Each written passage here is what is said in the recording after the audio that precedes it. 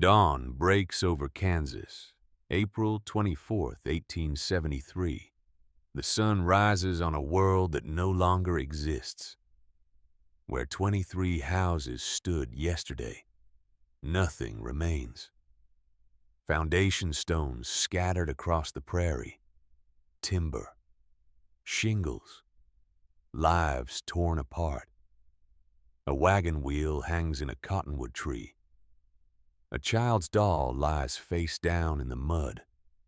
A family Bible, open, pages turning in the wind. Every structure for 4 miles, gone. Every single one, except on a south-facing slope above Mill Creek, one house still stands, not damaged, not leaning, not touched, standing. 15 people emerge from a door set into the hillside, alive, blinking in the morning light. They step into what used to be their world. Behind them, the house that everyone called a tomb. For 11 months, the neighbors laughed, called the builder a fool, called his design a grave. Then the wind came and proved which houses were built to stand and which were built to fall. This is the story of the man they mocked, the house they dismissed, and the night that changed everything. 11 months earlier, June 1872, the ox cart rolls across Kansas prairie. Henrik Wolf drives, 36 years old, broad through the shoulders from 20 years digging clay, working kilns along the Lipa River. His hands are scarred, his English careful. Beside him sits his wife, Katerina. Everyone calls her Rena, 32 years old, a miller's daughter, practical, strong. She crossed an ocean on one promise, that they would build something permanent.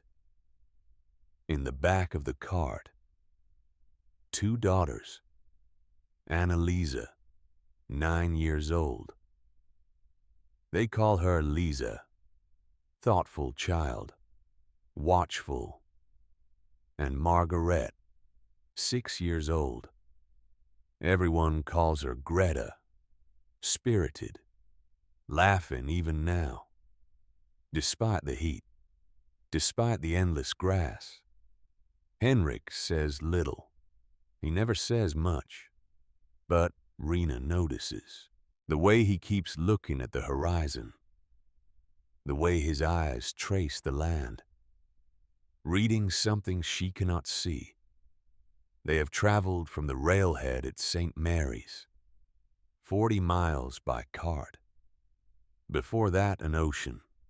Before that, a village called Hyen, in Westphalia, where Henrik's grandfather built a house that stood 200 years, where Henrik's brother died 3 years ago, in a house that stood 3 weeks. Rena knows about Peter, about the accident, about the collapse. What she does not know, not yet, is how much Henrik blames himself. That night they camp. Henrik sleeps poorly. He always does. The nightmare comes. Westphalia, 1869. A house under construction, timber frame, 2 stories. Henrik is 29. Confident then, young. His brother Peter works beside him, 19 years old, strong, always laughing. Peter says the joints are solid. Henrik checks them anyway. Something feels wrong. The load distribution, the weight of the upper floor on those beams. But the client is impatient. The weather is turning. Peter says it is fine. Henrik nods, continues. 3 weeks later, heavy snow. The second floor collapses. Peter is inside, retrieving tools they forgot. Henrik hears the crack, runs. Too late. He pulls timber with bare hands. Blood on the wood. Blood on the snow. Finds his brother. Peter's last words, in German. You knew. Thomas, you knew something was wrong. Then nothing. Henrik wakes gasping. Rena's hand on his shoulder in the dark. Again. She asks quietly. He nods. Cannot speak yet. How long will you carry him? Until I build something right. She does not argue. What would be the point? They lie in silence, listening to the prairie wind. The next morning, Henrik walks the land. The quarter section they have filed on sits at the foot of a long south-facing slope. Mill Creek runs through the bottom. Cottonwoods line the water. Most settlers would build on the high point, for the view, for the breeze, or down in the flat bottom where hauling is easier. Henrik walks the slope between for 3 days. He stands at different points, feels how the air moves, watches where water runs after rain, notes which way the trees lean. Rena watches from the cart with the girls. What's Papa doing? Lisa asks. Looking for something. What? I don't know yet. On the third evening, Henrik drives a stake halfway up the south slope. A natural bench. The hill rises at his back to the north. The land falls gently south towards sun. Here, he says. Rena climbs down, looks at the spot. Not on top. No. Why not? He crouches, picks up a handful of earth, lets it fall through his fingers. The wind passes over the top, drops back down on this side. This bench is protected, but still gets full sun. You learn this in Westphalia, from my grandfather. He built into a hill. The house stood 200 years. Rena looks at him, at the stake, at the endless prairie stretching away. You're certain? I'm certain. She wants to ask how, decides not to. Some things Henrik knows without words. That night by lamplight, Henrik opens a leather portfolio. Inside, drawings, measurements, notes in German script. His grandfather's house in Hayen, detailed plans, cross-sections showing walls nearly a meter thick, half the structure set into hillside, roof continuous with earth. Rena watches over his shoulder. You're going to build this a version. Henrik, the others here don't build like this. I know. They'll think it's strange. Let them. He traces a line on the drawing, where the roof meets the hill. This kept my family safe for 7 generations, through coastal storms that destroyed entire villages. It will work here. How do you know Kansas storms are the same? They're not the same. He looks up at her. They're worse. July 1872. Henrik begins digging, not laying foundation stones yet, not cutting sod, digging into the hillside. A rectangular pit, 14 feet wide, 22 feet deep into the slope. The work is brutal. Kansas summer heat. The earth is packed hard. He works alone mostly. Rena helps when she can. The girls bring water, watch their father disappear into the hole. Neighbors ride by. They stop. They watch. A man digging into a hillside. What's the German doing? Mining for something. Building a root cellar. Who knows? One man, Ezra Fletcher, 45 years old, on the section line since 1868, considers himself the unofficial mayor of the unincorporated township. Fletcher rides over the second week. Henrik straightens from his shovel, wipes sweat, says nothing, just waits. Morning, Fletcher says finally. You're Wolf, aren't you? Yes, Henrik Wolf. Ezra Fletcher. I homestead up the rise. Good to meet you. Fletcher looks at the excavation, at the pile of earth beside it, at Henrik covered in dirt. You know, most folks build on the high ground. Get the breeze. Keep the rain away from your door. I know. This spot here, halfway up the slope. Water's going to run right at you come spring. I will channel it. Fletcher waits for more explanation. Henrik offers none. Well, Fletcher says, I suppose you know what you're doing.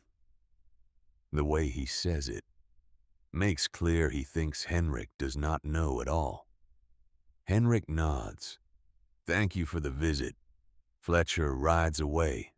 That night at Muller's General Store, he tells the story. Germans digging a pit right into the hillside, like he's mining for gold or digging a grave. Either he knows something we don't, or he doesn't know the first damn thing about Kansas. The men laugh. Someone says maybe the German is building a powder magazine. Someone else says maybe it's a crypt. Someone else, quieter, says maybe it's a tomb. The word sticks. By the end of the week, everyone in the township knows. The German is building a tomb. August. Henrik lines the excavated walls with limestone. He hauls the stone from an outcrop 2 miles east. Each load takes half a day. Round trip. The slabs are heavy. He fits them dry at the base. No mortar. Just precise cutting. Stone against stone. Above that he builds with lime mortar. Burns the lime himself in a small kiln by the creek. The 3 walls that sit against earth. He makes them 18 inches thick. The front wall, the one that will stand exposed, he makes it thicker. 32 inches at the base, tapering slightly as it rises. By late August, the foundation is finished. But there is still no house visible. Just stone walls lining a pit. Just a German in a hole. More neighbors come to look. Silas Webb, a freighter who hauls goods from St. Mary's. Loud man. Likes to laugh. He stands at the edge of the excavation. Peers down at Henrik working. You building a fortress down there. Wolf. Henrik does not look up. A house. House. Webb laughs. That's not a house. That's a... Hell, I don't know what that is. He turns to leave, calls back. My money says you're building either a magazine or a crypt. Haven't decided which. Later. At the store, Webb tells everyone, German's building a tomb. I'm calling it now. Man's putting his family underground like he means to bury them there. The men laugh harder. The name spreads. By September, even the children know. At the new district school, 1 room, 20 students. Teacher named Constance Morgan, 28 years old. Came west from Indiana the previous fall to teach in the new district, to start over after losing her husband and son in a tornado 3 years ago. Lisa Wolf sits in the back, 9 years old, quiet, watchful like her father. During recess, the older boys approach. Your papa building a grave. Lisa, she does not answer, looks at her shoes. My pa says Germans don't know how to build proper. Says your house is gonna collapse come winter, if it even gets finished. Another boy, older, meaner. Maybe it's already a tomb. Maybe you sleep in coffins. Maybe you're already dead and just don't know it yet. They laugh. Lisa runs. Greta follows her, does not understand why her sister is crying, but cries too, because Lisa is crying. That evening, Lisa tells Rena. Rena's jaw tightens. She is kneading dough for bread, her hands still. What did you say to them? Nothing. You should have said your father knows more about building than all their fathers combined. Lisa looks at her mother. But what if they're right? What if Papa is building something wrong? Rena wipes her hands, sits beside her daughter. Your father, Lisa, is building exactly what needs to be built, even if no one else can see it yet. How do you know? Rena pauses. Does she know really? Or is she just choosing to believe? Because I know your father, she says, finally, and he has never, not once, done anything without reason. That night, after the girls are asleep, Rena confronts Henrik, not angrily, but firmly. The children are being teased. Henrik sets down his tools. I know. Does it bother you? Yeah.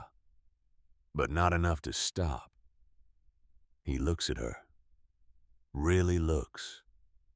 Rena. I stopped once. I ignored what I knew. And my brother died. These people can call me anything they want. Mock me, laugh. I don't care. But I will not stop. Rena's voice softens. I'm not asking you to stop. I'm asking you to explain. To me. To them. To someone. I am explaining. With every stone I place. When the house stands. That will be explanation enough. September. One morning, Rena is sorting through Henrik's work clothes to wash them in the pocket of his coat. She finds a folded paper, not a letter. A newspaper clipping from a Westphalian paper, dated November 1869. Building collapse kills one. She reads, the article describes the house collapse, the death of Peter Wolf, 19 years old, Investigation found structural fault in the frame design. The builder, Henrik Wolf, questioned by authorities. No criminal charges filed, but community blame was clear. At the bottom of the clipping, a handwritten note in German from Henrik's father. You carry this guilt like chains. Your grandfather's drawings are meant to set you free. Build what you should have built. Make your brother's death mean something. Rena sits heavily on their bed. She did not know the details.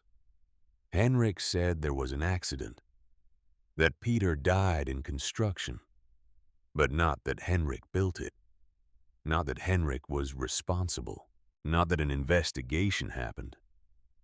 She understands now. The obsession, the precision, the refusal to listen to any criticism. This is not about proving others wrong. This is about redemption. That evening she says nothing, but she watches Henrik work, sees him differently. A man building his way back from hell, stone by stone. Late September. Henrik is running out of money. The limestone cost more than expected. The oak timbers for the roof need to be bought, hauled from the creek bottom, cut to size. He does not have enough. Rana knows this. They have been stretching every dollar since they arrived. What do we do? She asks one night. I don't know. Can you work? Take wages somewhere? And delay finishing winter is coming. If the roof isn't on before snow. If we can't move in. He does not finish the thought. Both of them know. They are living in a rented sod house in town, barely standing itself, Rena thinks. What about Fletcher? Fletcher, he has money, everyone knows that, and he's the closest neighbor. Fletcher thinks I'm building a tomb, then change his mind. Henrik shakes his head. I won't beg. It's not begging. It's business. She looks at him. Unless you're too proud, that lands. Henrik is many things, but he is not too proud to keep his family fed. That night, against every instinct, he walks to the Fletcher homestead, a proper cabin, squared logs, steep roof, 8-foot ceilings, the way Americans build, the way everyone builds here. Ezra Fletcher answers the door, surprised to see the German. Wolf, evening. Mr. Fletcher, I need to speak with you. They sit at Fletcher's kitchen table. Fletcher's wife, Mary, pours coffee, watches the two men, sensing something. What can I do for you? Fletcher asks. Henrik forces the words. I need to borrow money to finish my house. I can pay you back next summer, with interest. Fletcher studies him, takes a long drink of coffee. How much? Henrik names a figure. Fletcher whistles low. That's a lot of money. Wolf, what collateral you offering? The land, the house. If I don't pay by September next year, you can take it.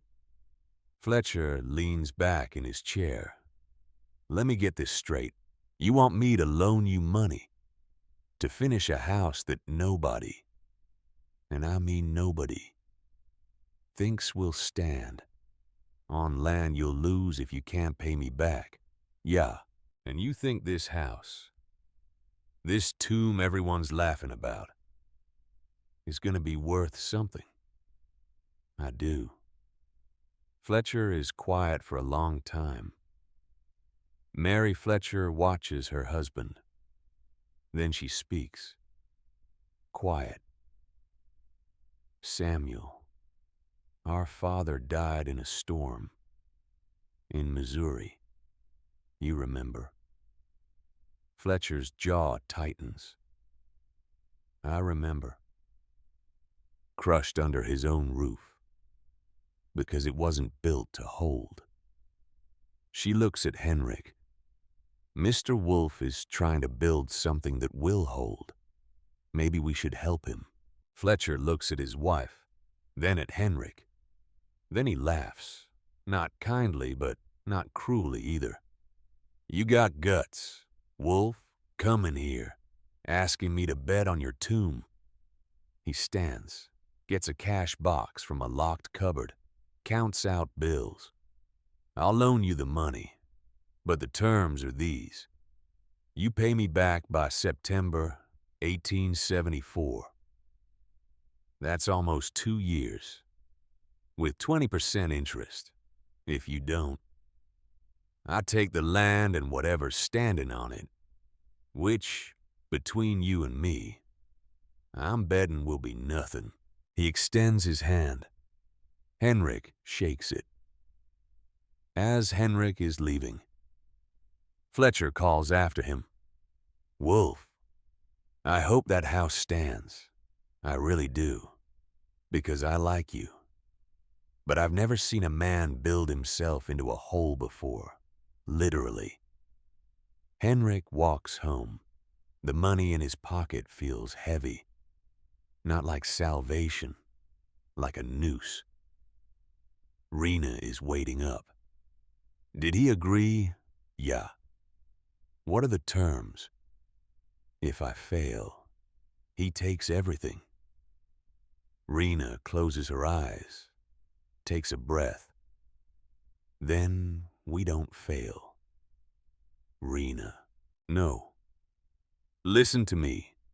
We left everything for this. Everything. My family, your family, the only home we knew. We crossed an ocean. We came to this place where no one wants us, where they mock us, where our children cry themselves to sleep. Her voice breaks slightly, but she does not stop. We didn't come this far to fail. Henrik, we didn't come this far to let Ezra Fletcher take our land. Henrik looks at his wife. This practical woman, this miller's daughter, who believed him when he said they would build something permanent. I'm afraid, he says quietly. It is the first time he has admitted it out loud. Of course you're afraid. So am I. But fear doesn't mean stop. Fear means be careful. And you, Henrik Wolf, are the most careful man I have ever known. Early October. Henrik raises the front wall, working with a cousin who came down from Nebraska to help. The front wall is the only one that stands entirely above grade, the only one not braced against the hill. He builds it of the same hand-fit limestone as the side and back walls, but thicker, 2 feet 8 inches at the base, tapering only slightly as it rises. Into that wall he sets a heavy plank door, double thick oak, recessed 3 feet back from the outer face. Inside a short stone-lined entry passage. On either side of the door he sets 2 small windows, framed with cut limestone lintels and sills. Deep stone reveals that will shade the glass from summer sun. The windows themselves are small by American standards, perhaps 2 feet wide, 3 feet tall. But they sit in walls so thick that the reveals alone are nearly the depth of a man's forearm. By the end of October, the 4 stone walls stand roughly 7 feet above the floor inside. 3 of those walls have nothing showing on the outside but bare earth. Where Henrik left the original hillside in place, He sets heavy oak roof timbers across the top, 8 by 8-inch beams, hewn from cottonwood and oak, spaced 30 inches on center. Across those he lays 2 layers of plank, 1.5 inches thick, crossing the grain so that no seam in the upper layer aligns with a seam in the lower. Over the planking he spreads a layer of clean clay, almost 3 inches thick, and over the clay he sets sod blocks, cut from the unbroken prairie at the top of the rise, fitted root side down, tied overlapping courses, the way his grandfather taught him. The finished roof, when he is done, carries roughly 18 inches of combined plank, clay, and living sod. From a distance of 100 yards, looking from the south at the front of the house, you see a low stone face, recessed door, 2 small windows, set into the side of a green hill. From any other angle, you see a hill. From above, in the unlikely event a man had reason to look down from the air, you would see nothing but grass. It is Silas Webb who makes the observation at Muller's store. German finished his tomb. Can barely see it now. Looks like he buried his whole family alive. The men laugh, but some of them, the ones who have ridden past, have to admit there is something unsettling about it. A house that is not quite a house, a dwelling that looks like earth. It is Fletcher who gives voice to what some are thinking. Mark me, that man has come from a country where they don't know any better. And he's gonna learn what an honest Kansas winter looks like, inside a dirt hole. First week of November.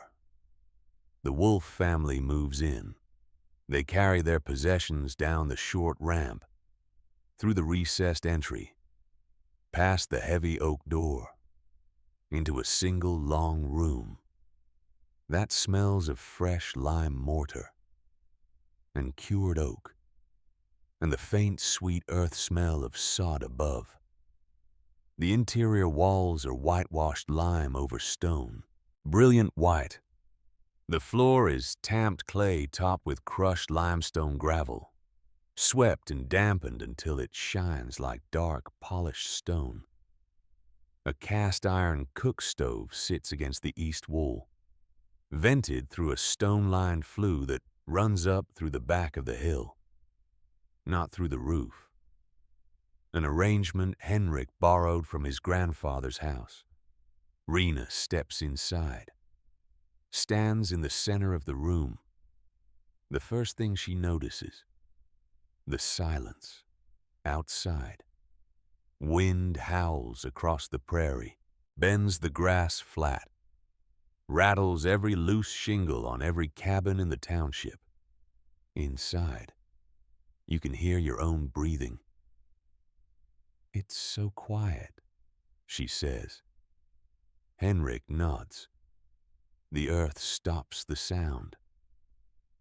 Lisa and Greta run in circles. Their footsteps echo. They laugh. The sound is different in here. Fuller, somehow. That night they light the cook stove. A small fire. Just enough. The room warms quickly. Rena notices within an hour. It's warmer than our house in town. The earth holds heat. My grandfather's house was the same. The ground stays about 13 degrees year-round. In winter, the walls warm the air. In summer, they cool it. You mean we won't freeze?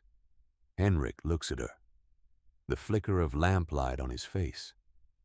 We won't freeze. Rena smiles. For the first time in months. Really smiles. Then maybe this isn't a tomb after all.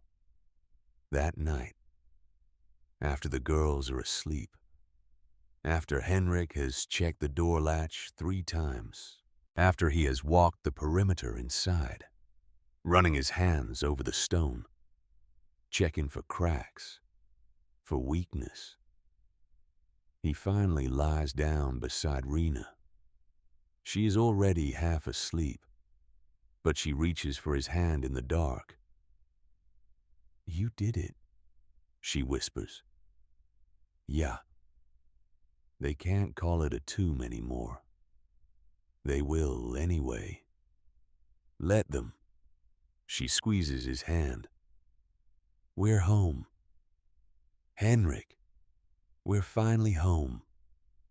He does not answer, because he is thinking about Fletcher's loan, about the 20% interest, about September 1874, still almost 2 years away, but closer than he would like.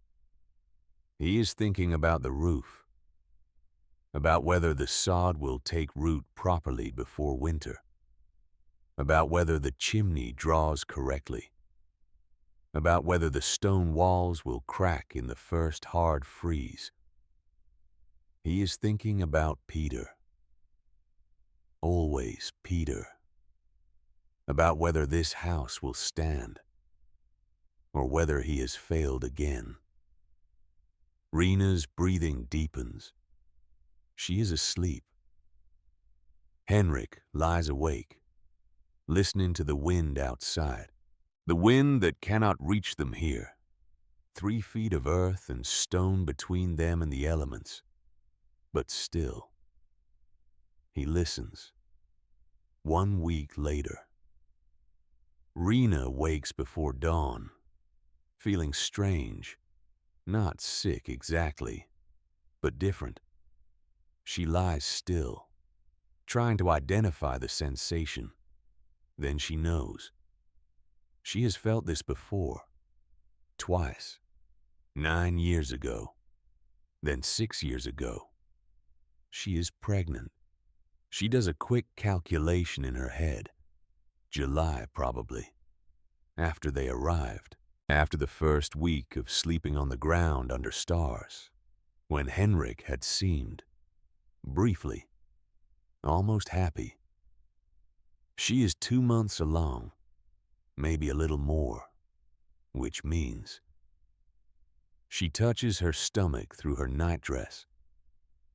The baby will come in April, maybe May. She looks at Henrik sleeping beside her, his face relaxed in a way it never is when he is awake. Should she tell him now, when he is already carrying so much weight? When every dollar matters, when Fletcher's loan hangs over them? Or should she wait until the house has proven itself through winter, until he has stopped checking the walls every night, until he looks less like a man waiting for catastrophe, she decides. She will wait, just a little while, until the time is right. But that evening, as they sit at their small table, eating bread and beans, Rena looks at Henrik, at this man who crossed an ocean with her, who works himself to exhaustion every day, who builds from guilt and hope in equal measure, and she cannot keep it secret, not from him. "Henrik," he looks up. "I need to tell you something." His face changes, goes cautious. "What?" "I'm pregnant." He stares at her. "You're..." "What?" "Pregnant. About 2 months." Henrik sets down his spoon, very carefully. 2 months. Yes. Since July. Yes. He is quiet for a long moment. Then he stands, walks to her, kneels beside her chair, takes her hands. "Rena." His voice breaks slightly. "We're going to have another child. We are." He lays his head in her lap. She feels his shoulders shake. He is crying. She has seen him cry only once before, the day they buried Peter. She runs her fingers through his hair. "It's all right," she whispers. "We'll be all right." He looks up at her. "Then I'm building for 4 now. Not 3. No." She touches his face. "You're building for all of us who'll come after. Our children, their children, everyone who will live in this house long after we're gone." Henrik nods, cannot speak, just holds her hands. Outside, the wind picks up. November wind. Cold. But inside the stone walls, they do not feel it. The earth holds them, keeps them, the way it has held and kept people for thousands of years. If you know how to ask, if you know how to listen, if you know how to build. November. The first hard freeze comes. Henrik wakes before dawn, checks the walls. Every morning, the same ritual, running his hands over the stone, feeling for cracks, for weakness, for any sign that the cold has found a way in. Nothing. The stone holds. Outside, the temperature drops to 10 degrees. Wind screaming across the prairie. Inside, the cook stove burns with a small fire. Just enough. The room sits at 65 degrees. Steady. Rena notices it first. "Henrik, we're using less wood than I thought. The earth is warm. 13 degrees. It warms the air before it reaches us." She touches the interior wall. The stone is cool, but not cold. So we won't need much fuel. Not much. Henrik has cut and split firewood, enough for what he thought they would need. But already he can see they will use less than half. Maybe a quarter. He could sell the rest at the railhead. Money toward Fletcher's loan. The thought lightens something in his chest. December. Snow falls. 6 inches, then 12, then 18. The prairie disappears under white. Across the township, families huddle in their cabins, burning through wood at a rate that worries them. The Fletcher cabin. Proper construction. Squared logs. Steep roof. 8-foot ceilings. Ezra Fletcher sits close to his stove. His wife Mary wraps blankets around the children. "We're going through wood faster than I expected," Ezra says. "How much do we have left?" "Maybe enough to march, if we're careful." Mary looks worried. They bought twice what they thought they needed last year. This year, they might not make it.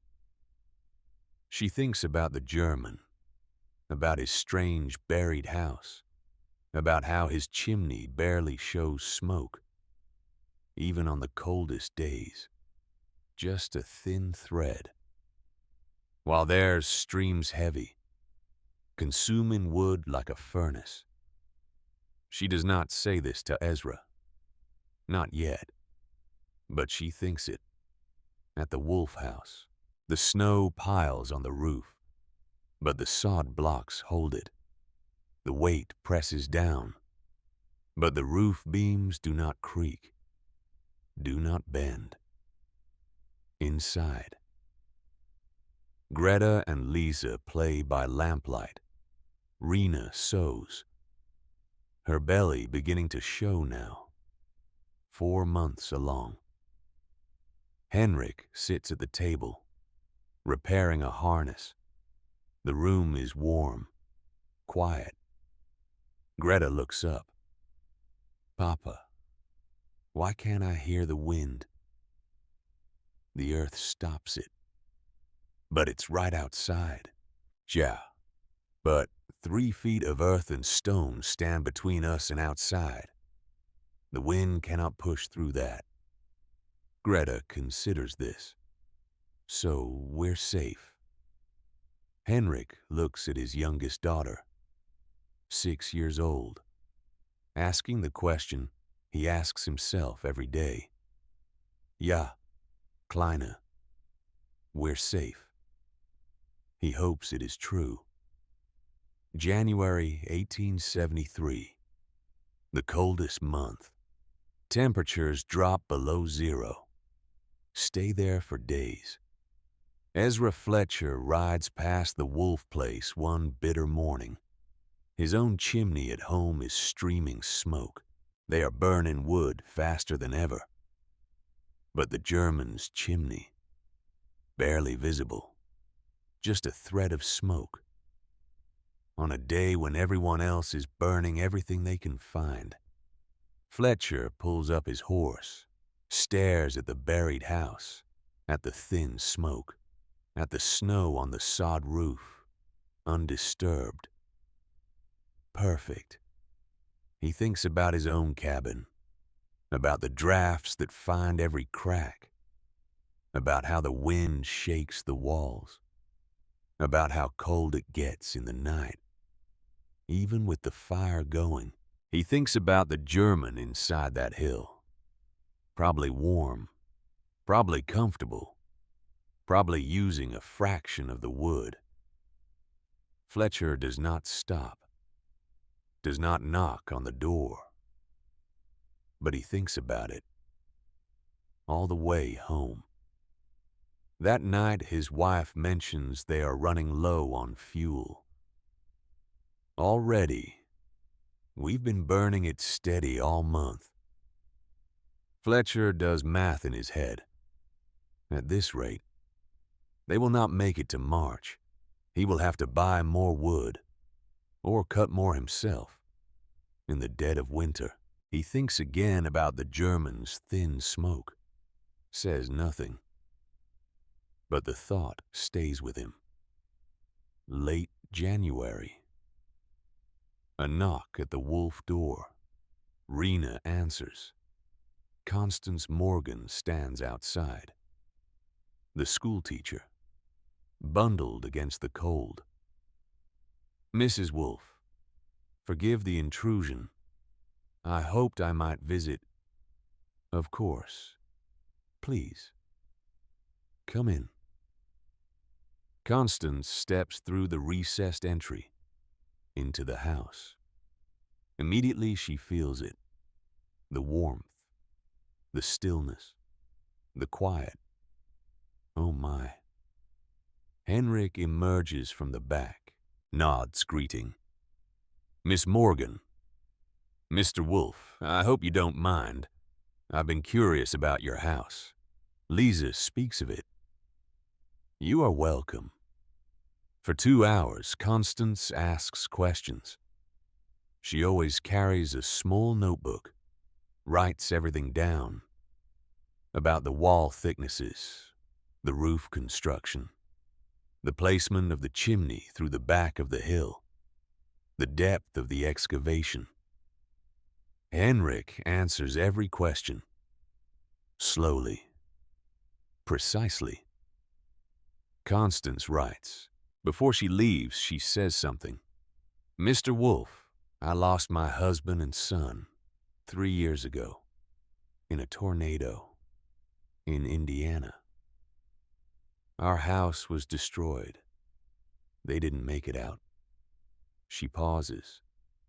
I came to Kansas to start over, but I think about storms all the time. Your house, it feels different, safer.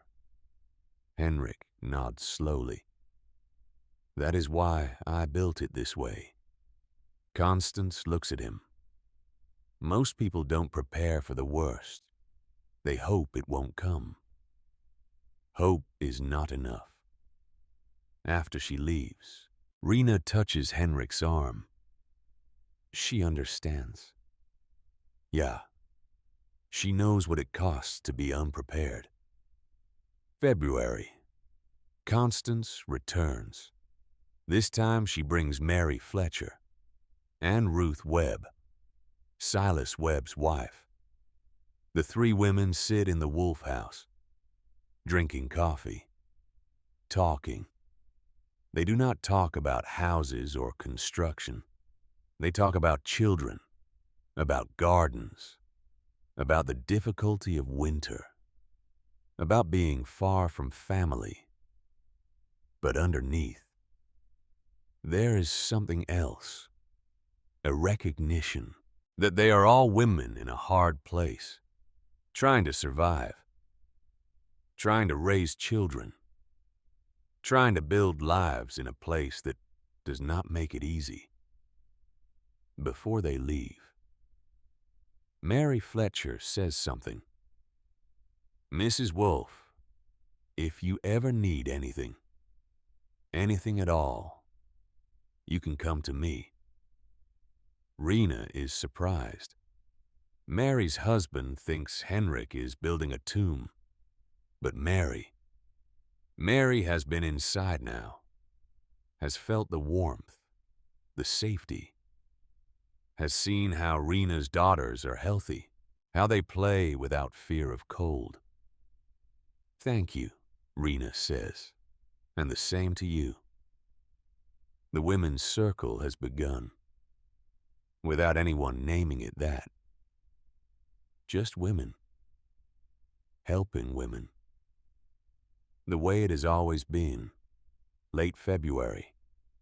At school, the teasing has not stopped. If anything, it has gotten worse, because the house did not collapse over winter, because the Wolfe family is fine. Better than fine. The older boys cannot stand it. During recess, the ringleader corners Lisa. Tomb girl, your pa's still living underground. Lisa tries to walk away. He blocks her. My pa says your pa's a coward, scared of weather. Real men build real houses. Lisa's voice is quiet. My papa is not the coward. The boy laughs. Then why is he hiding in a hole? Something breaks in Lisa, 9 years old, tired of defending her father, tired of being different, tired of being mocked. She pushes the boy hard. He falls, surprised. Constance Morgan intervenes, pulls Lisa aside. Lisa, you can't. But Lisa does not wait. She runs, out of the schoolhouse, down the road. She does not go home. She runs to Constance's boarding house, a mile away, knocks on the door, crying. Constance finds her on the step an hour later, after school has ended. Lisa, what happened? I can't go home. Why not? Because everyone's right.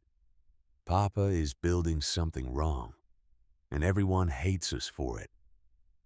Constance brings her inside, sits beside her. Lisa, listen to me. Your father is not building something wrong. He's building something most people don't understand yet. There's a difference. But everyone laughs. Let them laugh. Your father is the bravest man I know, because he's doing what he knows is right, even when everyone tells him he's wrong. How do you know he's right? Constance takes a breath. Because I've seen what happens when houses aren't built to withstand storms. I've lived it. I've lost everything to it. And your father is trying to make sure that doesn't happen to you. Lisa looks at her teacher, this woman who lost her family, who understands in a way others do not. Can I stay here tonight? Constance hesitates. Your mother will be worried. Please. I'll send word to your parents. Let them know you're safe. But Lisa, you'll have to go home eventually. I know. Just not tonight. That evening, Henrik comes looking for Lisa. Constance meets him at the door. She's here. Mr. Wolf. She's safe. May I see her? She asked if she could stay tonight, I think. She needs some time. Henrik feels something crack inside. His daughter does not want to see him, does not want to come home, because of choices he made. Tell her I love her, and that the door is always open. He rides home, alone. Rena is waiting. Rena, who is 7 months pregnant now. Belly large, face worried. Where is she? At Miss Morgan's. She won't come home. Rena stands abruptly. Too abruptly. The room spins. She grabs the table. Henrik catches her. Rena. I'm fine, I just stood too fast. But she is not fine. Her face is pale. Her breathing shallow. We need to get you to bed. No, we need to get Lisa. Rena, you're 7 months pregnant. You cannot. She's my daughter. Henrik helps her to the bed. Greta watches, scared, not understanding what is happening. That night, Rena cannot sleep. Worry about Lisa. Worry about the baby. Worry about everything. By morning, she has a fever. Henrik rides to town, gets the doctor. An old man named Hutchins. He examines Rena. Takes a long time. Finally speaks.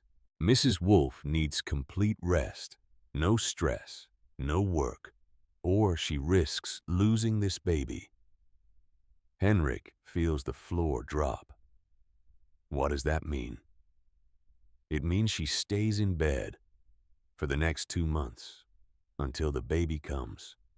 No exceptions. But our daughter is at the school teacher's house, safe. You have another daughter here who needs her mother alive. Choose accordingly. The doctor leaves. Henrik sits beside Rena, takes her hand. I'm sorry, she whispers. For what? For being weak. You're not weak. You're carrying our child while living in a new land, while being mocked, while watching our daughter suffer. That's not weak, Rena. That's the strongest thing I know. She closes her eyes. Tears slip down her cheeks. What do we do about Lisa? We give her time, and we trust that she'll come home when she's ready. But Henrik does not know if he believes that. The next day, 3 women arrive at the Wolf House. Constance Morgan, Mary Fletcher, Ruth Webb. They do not ask permission. They simply come. Mary takes over cooking. Ruth helps with Greta. Constance brings Lisa home, gently. Your mother is sick. Lisa, she needs you. Lisa's anger evaporates. She goes to her mother's bedside. Mama. Rena opens her eyes. Lisa, oh Lisa. She holds her daughter, both of them crying. I'm sorry, Mama, I'm sorry. Shh, it's all right. You're home. That's all that matters. For 2 weeks, the women's circle rotates, taking turns, helping the Wolf family. Mary brings soup. Ruth brings bread. Constance sits with Rena, reads to her, talks to her, keeps her from going mad with worry. Henrik watches, humbled. These women, whose husbands mock him, whose children tease his daughters, are saving his family. One evening, Mary Fletcher is leaving. Henrik stops her. Mrs. Fletcher, I don't know how to thank you. You don't need to. Your husband, he thinks I'm building a tomb. Mary smiles slightly. My husband thinks a lot of things, but he's watching you, Mr. Wolf, more than you know, and so am I. She leaves. Henrik stands in the doorway, watching her walk up the slope toward her own home, where her husband waits, the man who holds Henrik's debt, the man who mocks his house, but whose wife just saved his family. Mid-March, Rena is up again, still careful, but stronger. The baby moves inside her, healthy, strong. Lisa has returned to school, quieter now, but no longer running. Henrik finishes small projects around the house, a better door latch, drainage channels for spring melt, reinforcing the chimney. One Sunday afternoon, the sky looks strange. Henrik steps outside, feels it immediately. The air is heavy, thick, still. He looks south. A haze on the horizon. Clouds building. Thick. Dark. He watches for an hour. The clouds grow. Turn greenish. Bottle glass color. The cottonwoods stop moving. Everything goes silent. Henrik's heart pounds. He has read about this. Heard stories at the railhead. Old men who survive storms, who describe this exact stillness, this exact color. He goes inside. Rena, I think a storm is coming. She looks up from mending. It's March. Henrik, storms come in March. Not like this. He goes back to the door.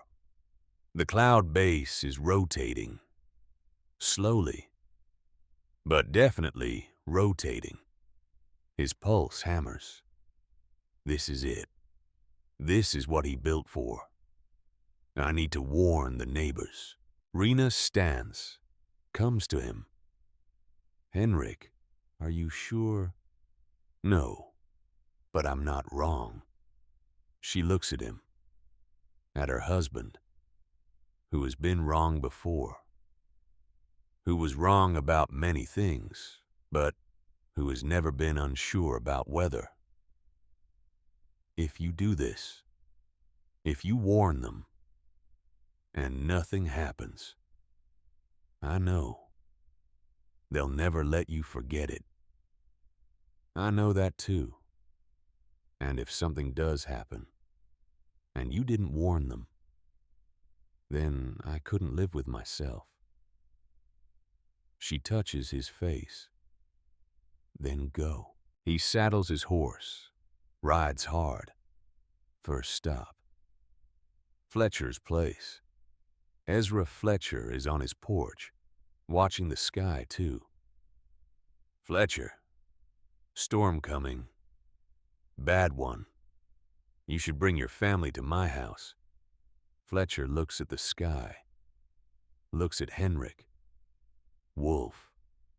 That's just a thunderhead. No. Look at the base. It's rotating. Fletcher squints. I don't see. Please, trust me. Fletcher hesitates. Then, something in Henrik's face. Something desperate. All right, if it makes you feel better, we'll come. Next stop, Silas Webb's cabin. Webb is outside, checking his wagon. Webb. Storm now. Bring your family. Webb laughs. German. You telling me to abandon my home for some clouds? They're not just clouds. Go back to your hole. Wolf. I'll be fine. But 10 minutes later, Ruth Webb convinces him. What if he's right? Silas, Webb grumbles, but hitches the wagon. Henrik warns 2 more families. The Hesleys, young couple with an infant, and the Albrights. Both agree to come. By late afternoon, 20 people are crowded into the Wolf House. Henrik stands at the door, watching the sky. The clouds churn, darken. This is it. He can feel it. The others shift uncomfortably. Children whimper. Women whisper. Men check pocket watches. An hour passes. The storm front arrives. Rain. Heavy rain. Thunder. Lightning walks across the horizon. Wind picks up. But no tornado. The clouds are dark. But they are not rotating anymore. Another hour. The rain lessens. The thunder fades. The sky begins to clear. Silas Webb stands. This is ridiculous. It's just a spring storm. Please, Henrik says. Wait. For what? For you to be right. Webb walks to the door, pushes past Henrik. Outside, the rain has stopped. The sky is clearing. Webb turns back. There's no tornado. German. There never was. One by one, the families leave. Fletcher is last. He pauses at the door. Wolf, I appreciate the concern, but maybe next time. Be more certain. They all go home, to houses that are perfectly fine, untouched. That night, Henrik cannot sleep. He was so sure. The signs were all there. The rotation, the color, the stillness. But nothing happened. The next day, the story spreads like wildfire. German called a tornado, made everyone shelter. It was just rain. At Muller's store, the men laugh harder than they have in months. Chicken Little Wolf, the sky is falling. Silas Webb tells the story with relish. 20 of us packed in that tomb, for hours, for nothing. Even Ezra Fletcher, who had been softening slightly, shakes his head. Man needs to be more certain before he cries wolf. At school, the teasing returns, worse than before. Your papa see any tornadoes today? Lisa. Better check the sky, might fall. Lisa comes home in tears. Rena holds her. Henrik sits at the table, says nothing. That night, after the girls are asleep, Rena finds him outside, standing in the dark. You did the right thing, she says. Did I? You thought people were in danger, but they weren't. And now I've made everything worse. Henrik, they'll never believe me again. Rena, if a real storm comes, they won't listen. Rina has no answer, because she knows he is right. Late March, the days after the false alarm are quiet. Henrik works alone, does not go to town, does not speak to neighbors. Rena worries. She is 8 months pregnant now, due in 4 weeks, maybe less. But her husband is breaking. One morning, Henrik goes out to work, finds the limestone blocks he had left scattered, now stacked neatly. His tools, which he had left in the weather, dried, arranged. Someone was here. In the night, he looks around, sees boot prints in the mud, large prints, leading from the Fletcher place. That evening, Henrik walks to Fletcher's cabin. Ezra is hitching his team. "Mr. Fletcher?" Fletcher turns, looks uncomfortable. "Wolf, you were at my house last night." Fletcher shifts. "Maybe." "Why?" Fletcher is quiet for a long moment. Then, "My father died in a storm in Missouri. Before I came to Kansas, house collapsed on him. I was 12. He clears his throat. "When you warned us about the storm, even though I thought you were wrong, part of me was grateful that someone was paying attention, trying." He meets Henrik's eyes. "I'm sorry I doubted you. I was wrong. There was no tornado. You thought there was. That's what matters. Better to be ready and wrong than unprepared and right." Henrik nods slowly. Fletcher extends his hand. They shake. "Your chimney needs another course of stones," Fletcher says. "Yeah. I'll help you tomorrow." For the next 2 weeks, Fletcher comes at dawn, works with Henrik for a few hours, then leaves before others see. They do not talk much, but they work well together. Kate notices. "Fletcher's been helping." "Yeah." "Did you ask him?" "No. He just comes." One morning, Fletcher brings his son, teenage boy, strong. "Figured you could use another pair of hands." They finish the chimney, reinforce the doorframe, build a stone wall around Rena's garden. Henrik tries to pay Fletcher. "No," Fletcher says. "Why not?" "Because you tried to save my family, even when you knew I'd mock you if you were wrong." That takes courage. They shake hands again, and something shifts between them. Not friendship exactly, but respect. By early April, the house is as ready as it can be. Every stone in place, every joint checked, every weakness shored. Rena's belly is enormous now. She moves slowly, carefully. The baby will come any day.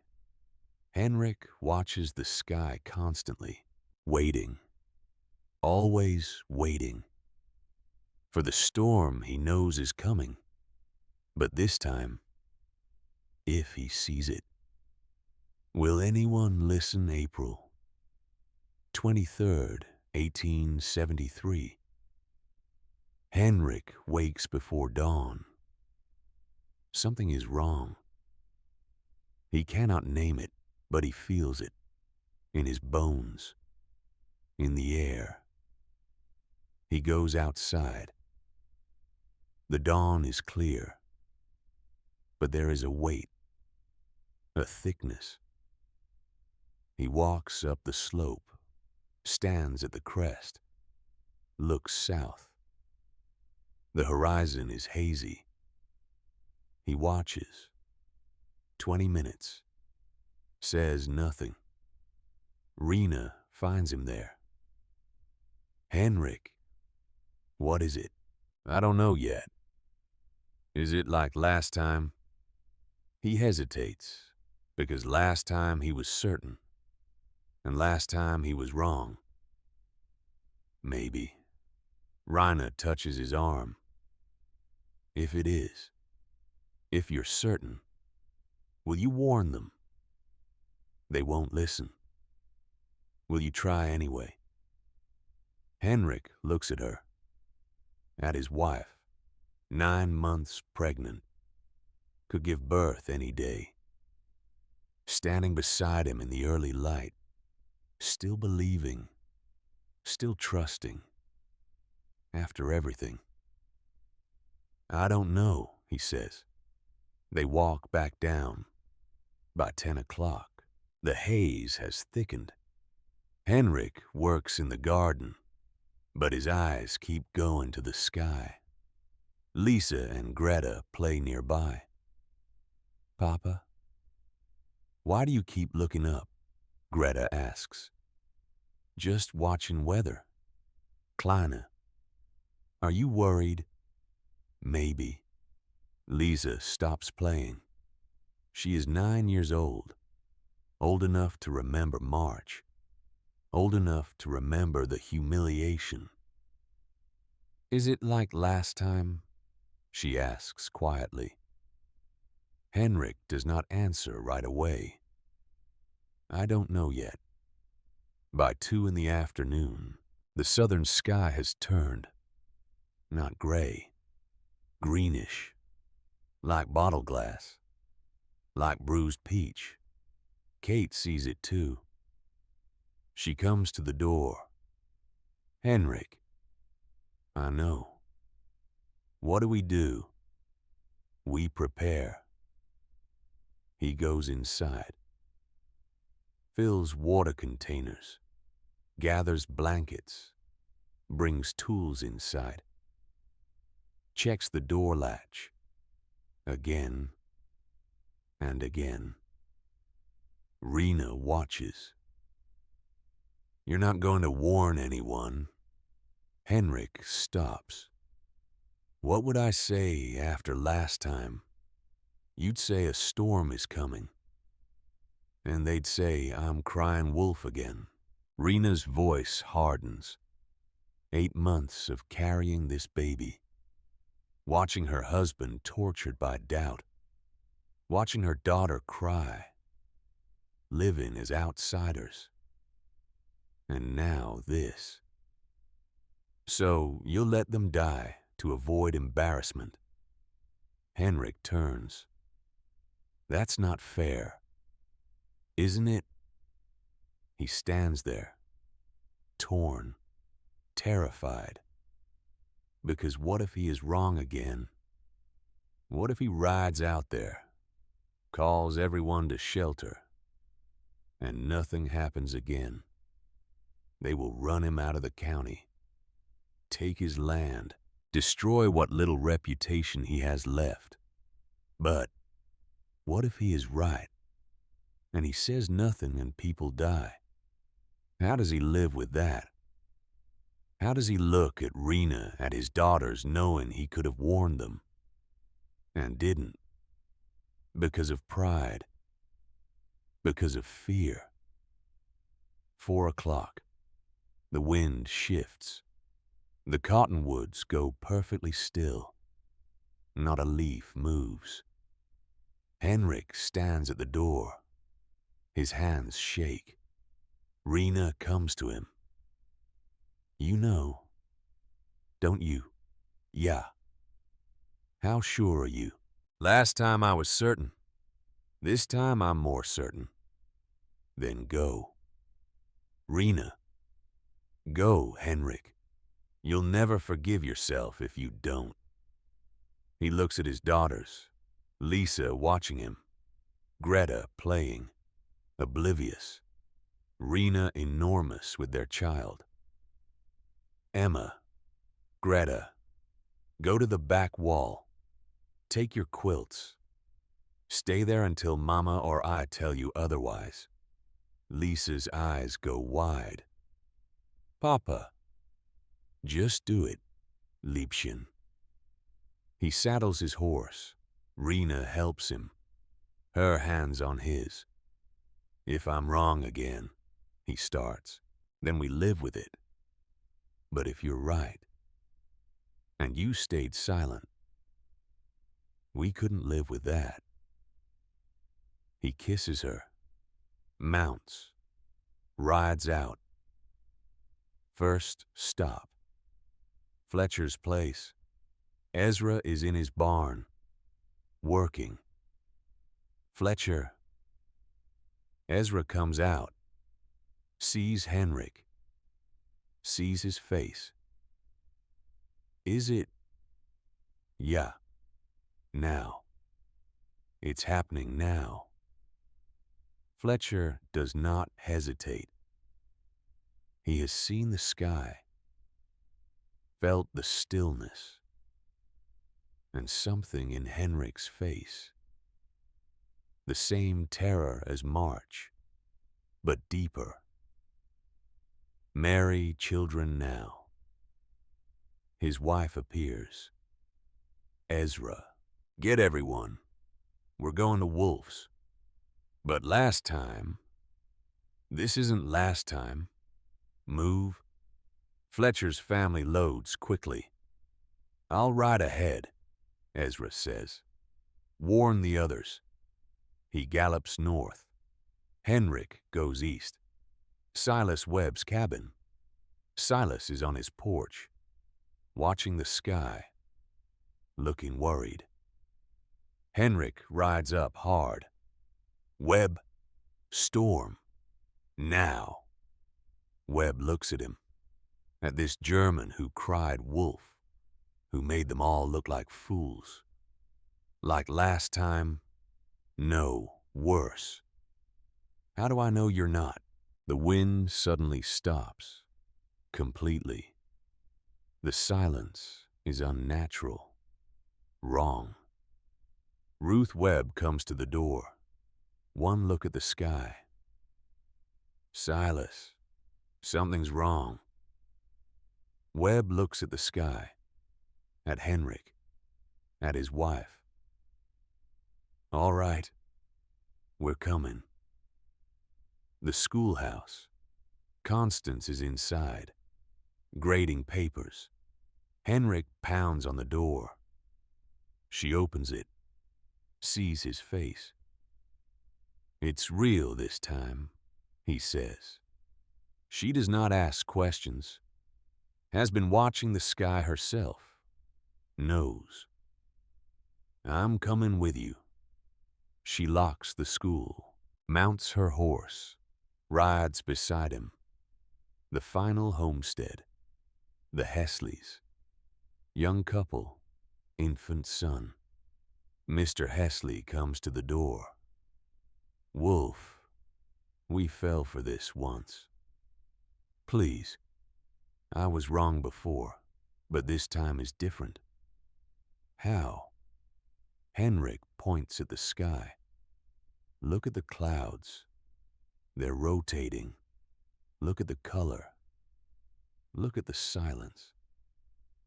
Hesley looks. His wife touches his arm. Baby in her arms. James, I'm scared. Hesley makes a choice. Get the baby. Now. 6 o'clock. Families arrive at the Wolf House. Some on foot, some in wagons. Fletcher with his family. Webb with his. Constance alone. The Hesleys with their infant. The Albrights. 2 more families who saw others running. Decided to follow. 19 people total, including the wolves. Henrik stands at the door, watching them come. Some look embarrassed. Some look scared. Silas Webb approaches. Wolf, if this is another false alarm. Henrik looks at him. Then you can have my land, my house, everything. I'll leave Kansas and never come back. Webb blinks. You'd stake everything. I just did. They go inside. The single long room. Crowded now. Children on the family bed. Adults standing. Sitting on the floor. Rena moves through them. Enormous belly. Offering water. Speaking quietly to the women. Henrik stands by the door, watching the sky. Ezra Fletcher joins him. How long? Ezra asks. I don't know. Could be minutes. Could be an hour. And if nothing happens, Henrik does not answer, because he has already given his answer. Constance sits in the corner, writing in her notebook, even now, documenting. Lisa sits with Greta, holding her sister's hand, outside. The light has turned strange, yellow-green, sickly. The air feels thick. Hard to breathe. 6:30. A sound begins, low, distant, like a freight train. But there are no trains for 50 miles. Henrik's head snaps up. Everyone, back wall. Now. The families move quickly, pressing against the back wall, the wall deepest into the hill. The children start to cry. The sound grows, louder, deeper. It vibrates in your chest, in your bones. Silas Webb's hands start to shake. Jesus Christ, he whispers. Ezra Fletcher puts his arm around his wife, Mary, around his children. The sound becomes a roar. 6:42. The roar is deafening. The lantern flame pulls sideways, as if an invisible hand is dragging it. Dust sifts from the door frame, a fine cascade, then stops. Henrik stands. No, not stands. Starts to stand. His mind is screaming. The door seal. What if it fails? What if the pressure differential blows the door in? What if he miscalculated? What if the walls crack? What if the roof? What if? I need to check the door seal, he says. His voice strange, distant. Rena grabs his arm, hard. What? The seal. If it fails, the pressure will. No. Rena, I need to. She pulls him back, harder. You've done enough. You built this house. You brought these people here. Now trust it. Lisa runs to him, grabs his other hand. Papa, please, stay. Henrik looks at the door, at his family, at the 15 other people pressed against the back wall, all of them depending on his work, on his calculations, on his grandfather's design, on everything. He sits. Lisa and Greta cling to him, Rena beside him, her hand finding his. The sound becomes something beyond sound, a physical presence, trying to tear the world apart. The roof shudders. Someone screams. A child vomits. The pressure in the room drops. Sharply. Ears pop. The lantern flame stretches. Flares. Then steadies. Henrik closes his eyes. Counts. 1, 2, 3. Peter's voice in his head. Not the dying Peter.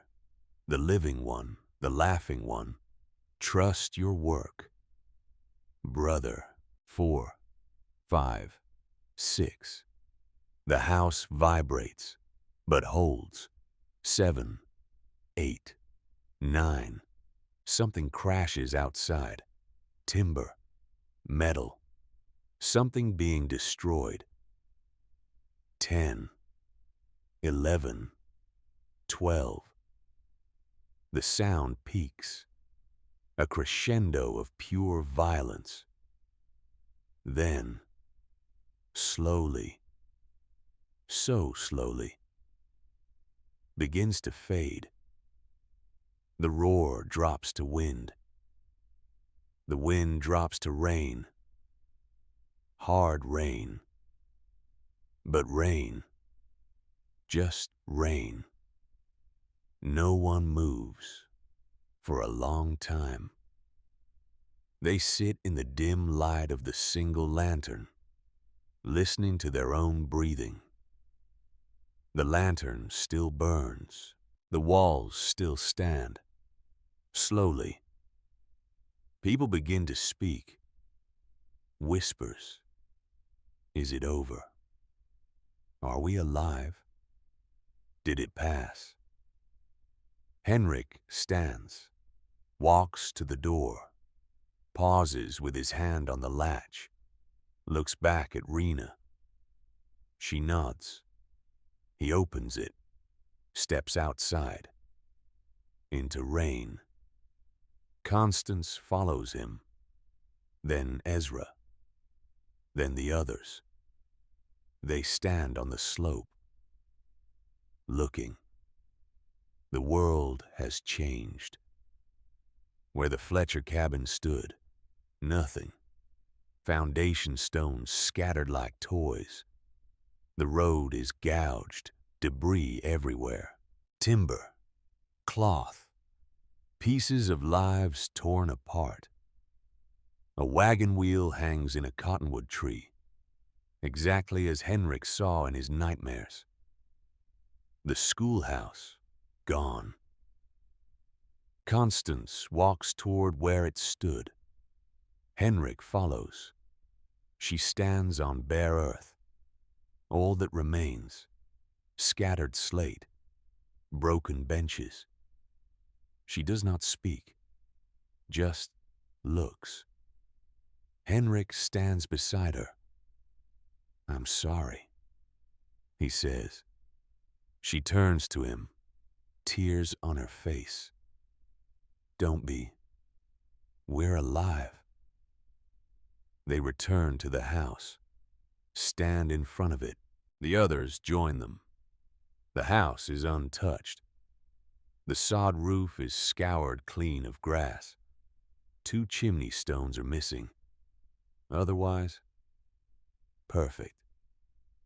Silas Webb walks around it, touches the stone walls, runs his hands over them. How? He asks. No one answers, because there is no simple answer. Ezra Fletcher speaks, his voice quiet, because he listened to things we refuse to hear, and he built for the worst, while we hoped for the best. Webb turns to Henrik. His face is wet. Rain or tears, hard to tell. You tried to tell us, in March, and we mocked you, then tonight. After we'd made you a laughingstock, you rode out anyway. His voice breaks. You saved my family. After I called you Chicken Little. Henrik nods quietly. I'm glad you're safe. They spend the night in the house. 19 people. Mary Fletcher organizes. Without being asked, boiling water, tearing cloth for bandages. Some families have minor injuries, cuts from running through debris. Ruth Webb helps. Constance writes, by lamplight, documenting everything. The storm, the house, the survival. Henrik and Ezra go out with lanterns, searching for others. They find old Mr. Carney, a bachelor who lives alone, alive in his root cellar, broken arm. They bring him back. 20 people now. The house holds them all. Dawn. Morning comes, clear, warm, as if the night never happened. But it did. They emerge, walk through the debris field. Ezra Fletcher finds his hearth, still standing. His wife's wooden box of letters, intact. Mary cries, holding it. Silas Webb finds nothing. His cabin is simply gone. But his family is alive. He sits on a pile of timber. Henrik sits beside him. I'll help you rebuild, Henrik says. How? However you want. But if you'll listen, I'll show you what I know. Webb nods. Teach me. 3 days later, the Wolf House still shelters 3 families. Constance sits at the table, writing letters to the Indiana agricultural paper, to the Topeka newspaper, to a St. Louis journal. In each letter she describes, in technical detail, the construction of the Wolf House, wall thicknesses, roof composition, the principle of earth banking. She includes measurements, a sketch. Henrik helped her draw it. She also describes plainly what happened on the night of April 23rd. What happened to every other house in the township? And what happened to the one that stood? The letters will be published. They will spread the design. Within a year, 3 new homesteads in the county will be built using earth banking. Within 5 years, county agents will recommend the design to new arrivals. Within a decade, the principle will be recognized across the plains. 1 week after the storm, Ezra Fletcher comes to Henrik, hands him papers. What's this? Henrik asks. The loan documents. I'm tearing them up. Fletcher, I owe you. You owe me nothing. You saved my family. The loan is forgiven. Henrik looks at the papers, at the debt that has hung over him. I can pay. I know you can, but you won't. Consider it payment for a lesson in humility. They shake hands. Fletcher holds on a moment longer. I called your house a tomb. I was wrong. It's the only reason any of us are breathing. 2 weeks after the storm, families are rebuilding. Fletcher's new cabin has a back wall sunk into a low rise, earth banked against it. Silas Webb builds similar. The young Albright couple, half-bermed structure. Henrik helps them all, shows them the principles. How to place a house, how to read the wind, how to use earth for protection. They listen now. Everything has changed. 3 weeks after the storm, a Tuesday morning, Rena wakes before dawn. Feeling strange, she lies still, trying to identify it. Then she knows. Contractions. Not strong yet, but regular. She touches Henrik's shoulder. Henrik. He wakes immediately. What? It's time. He sits up. The baby. Yes. He is out of bed, moving. I'll get the doctor. Henrik, there's time. It's just starting. But he is already pulling on his boots. I'll get Constance, and Mary, and Ruth. Henrik, breathe. He stops, looks at her. I'm fine, she says. This is the easy part. He almost laughs. The easy part. 3 women arrive within an hour. Constance, Mary Fletcher, Ruth Webb. They take over, gently but firmly, sending Henrik outside with the girls. Papa, is Mama all right? Lisa asks. She's having the baby. Will she be okay? Henrik looks at his daughter, thinks about the question, about all the things that could go wrong, all the ways this could end badly. Then he thinks about the house, about the storm, about how Rena has carried this baby through everything, through an ocean crossing, through mockery, through a false alarm, through a tornado. She'll be fine, he says, and means it. The labor lasts 8 hours. Not unusual, not dangerous, but long. Henrik paces, cannot sit still. Ezra Fletcher comes by, sits with him. First time I paced like this, Mary told me I was going to wear a hole in the floor. How many times? 4. Gets easier. Does it? Ezra smiles. No, I lied. It's terrifying every time. They sit in silence, waiting, inside. Rena labors. Mary Fletcher coaches. That's it. Breathe through it. Ruth holds her hand. Constance boils water. Prepares cloth. You're doing so well, Mary says. Doesn't feel like it. It never does. But you are. Another contraction. Harder. I need to push. Not yet. Not yet. Wait. I can't. You can. Just a little longer. Then. Now. Now you can push. Rina pushes. With everything she has.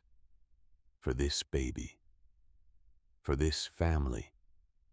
For this life they have built. Outside. Henrik hears a cry. Not Rena. A baby. He stands. Starts toward the door. Ezra catches his arm. Wait. Give them a moment. It is the longest moment of Henrik's life. Then, Constance appears at the door, smiling. Mr. Wolf, you have a son. Henrik cannot move, cannot breathe. A son. Is Rena... She's perfect. They're both perfect. Come. He goes inside. Rena is in bed, exhausted, radiant, holding a baby, a boy, tiny, perfect. Henrik kneels beside the bed. Rena, we have a son, she whispers. He touches the baby's head. So small, so impossibly small. "What will we call him?" she asks. Henrik looks at his son, at his wife, at the house around them. The house that held. The house that saved 19 lives. The house he built to redeem his brother's death. "Peter," he says. Rena nods, tears in her eyes. Peter. Spring 1874. A traveling correspondent from a St. Louis paper rides out to interview Henrik. Wants a follow-up article on how the design is spreading. Henrik answers questions politely, gives the reporter careful sketches. Rena presses fresh sausage into his hands as he leaves. "Tell people," she says, "tell them it's not about the house. It's about listening to wisdom that came before and building for what might come." The article is published, respectful, accurate. The design spreads further still. 1894. A tornado passes through the county. The Wolf House stands. Again. Lisa is 31 now, married, 3 children. She shelters neighbors in her father's house, just like he did. 1906. Henrik Wolf dies, 69 years old. In the house he built, Lisa inherits the property, lives there another 28 years. 1909. Another tornado. The house stands. 1927. Lisa is 64 years old, a widow now, but strong. On a June evening, the sky turns green. She knows. She opens the door. 13 neighbors shelter with her. The tornado passes. The house stands. Afterward, she reads from her father's journal to the frightened children. "I built this house because I understood one thing. Earth that weighs 200 tons does not lift. Wind cannot move what it cannot grip. And walls pressed against hills are not really walls. They are part of the hill itself. And hills do not fall." 1934. Lisa dies, 70 years old. The property passes from the family. The new owners use it as a tool shed, but the structure remains. 1973. The County Historical Society begins preservation work. The foundation is still visible. The stone walls, set into the hillside, still standing. A marker is placed. The Wolf House, built 1872. Only structure to survive the tornado of April 23rd, 1873. Its design influenced sustainable building practices across the Great Plains for generations present day. The foundation remains. Limestone blocks, set into a south-facing slope, above Mill Creek, where cottonwoods still line the water, where the wind still blows, but the lessons remain in the earth, in the stone, in the memory of a man who listened to wisdom, who built from guilt, who transformed fear into protection, who stood alone until he was proven right. They called it the tomb for 10 months. Then they called it the only one. For 100 years. Not just the only house that stood, but the only man who knew. That preparation is love. That wisdom comes from listening, that sometimes the crowd is wrong and the outsider is right, and that legacy is not about being remembered. It is about building something that lasts, long after your name is forgotten. The house is gone now, but the story remains. Of Henrik and Rena Wolf, of Lisa and Greta, of baby Peter, of Ezra Fletcher, of Silas Webb, of Constance Morgan, of 19 people who lived. Because one man built, not for glory, not for recognition, but for survival.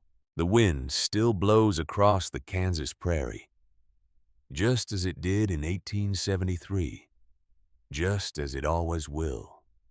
But now, scattered across those plains, stand houses that learn from Henrik's design, houses half buried, houses that use earth for protection, houses that stand when others fall.